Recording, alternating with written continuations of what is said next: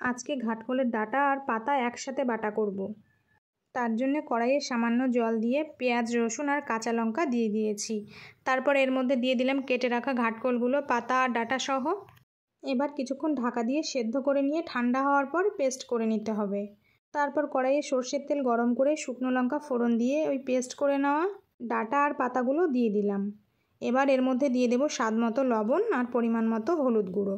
আর কোনো মশলাই কিন্তু দেব না। এবার শুধু নেড়েচেড়ে ভালো করে মিশিয়ে নিয়ে একদম শুকনো শুকনো হয়ে আসা পর্যন্ত রান্না করে নিতে হবে।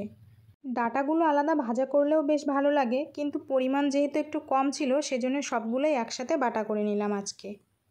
দেখো একদম শুকনো শুকনো হয়ে গেছে। এবার আমি এর মধ্যে দিয়ে দিচ্ছি গোলমরিচ গুঁড়ো, যাতে গলা না ধরে।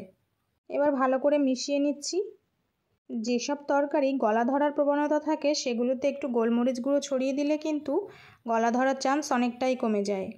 এবার এগুলো নামিয়ে নিয়েছি, উপর থেকে একটু কাঁচা সর্ষের তেল ছড়িয়ে দিলাম। এবার ভালো করে মিশিয়ে নিচ্ছি। যে কোনো বাটা বা ভর্তায় একটু কাঁচা সর্ষের তেলের গন্ধ কিন্তু ভালোই লাগে। তো কেমন লাগলো জানিও। আজকে চলে গেলাম, টাটা।